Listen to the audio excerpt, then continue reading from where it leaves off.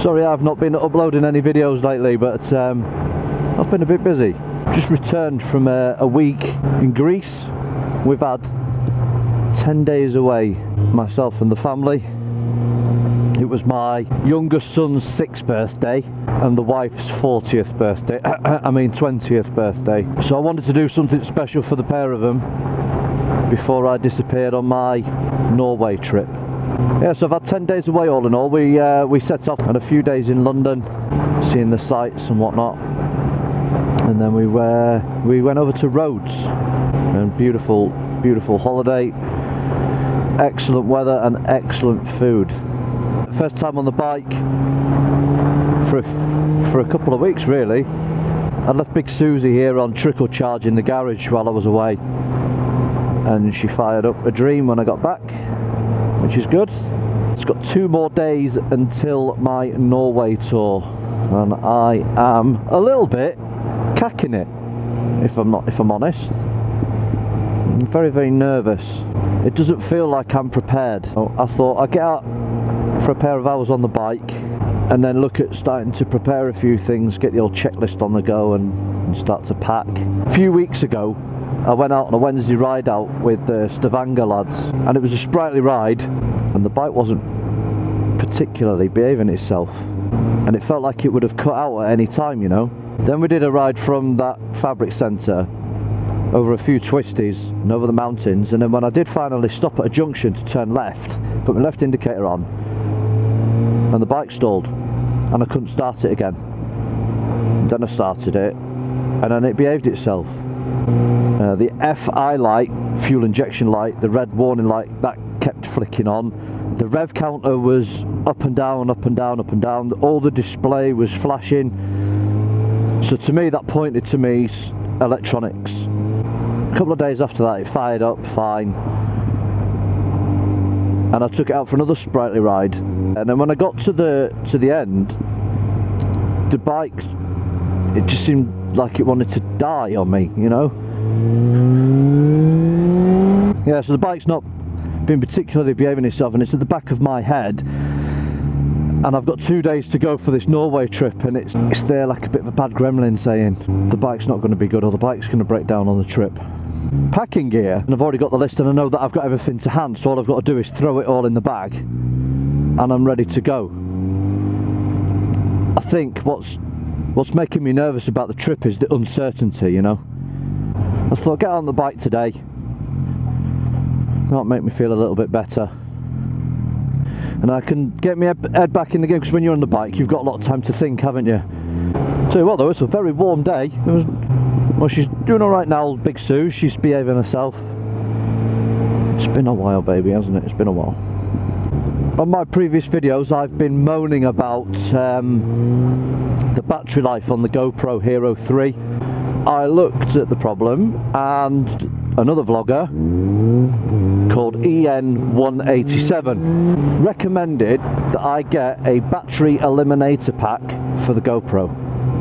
So I checked him out, and yep, he does indeed. He's got his own website, en187.com, and he does the battery eliminator kit for the Hero 4 and the Hero 3. Instead of having the small batteries, you don't have any batteries at all. You just plug in the lead from the back of the Hero all the way to an external battery power pack. Obviously, the more milliampage you've got on your battery power pack, the longer that the GoPro's gonna last. I've got 20,000 milliamps, something like that at the moment. Yeah, so hopefully that's going to last me for the Norway trip, and I feel a little bit better that I've got the battery power pack that will last as long as the SD card does, really. It's not the battery that's going to run out first this time, it'll be the SD card. So I've got 64 gig SD card in there, which will last around, hopefully, 3 to 4 hours, which is enough. I'm going to go buy a spare SD card today, just in cases. The only downside to it is I didn't buy the skeleton case, so I've had to butcher an old waterproof case, drill that a little bit, And then the back of the skeleton, I've had to get a skeleton back for where the cable comes out, so it's making it not very waterproof. And in Norway, where it rains all the time, I'm a bit sceptical about that, so I'm going to have to bodge it somehow with a bit of masking tape or something, I think, just to make it a little bit waterproof. Still filming on this Battery Eliminator Kit. I'm quite impressed with it, you know. Just want a little bit of a blast then. Yeah, a couple of people not openly mocking me, but when you tell them that you're going up to the Lofoten Islands, they raise their eyebrows and they go, "Oh, really? You're doing that on your own?" And they look at you with that stare of, "Are you sure you know what you're doing?" It's something I've always wanted to do, so I'm going to do it. Basically, in a nutshell.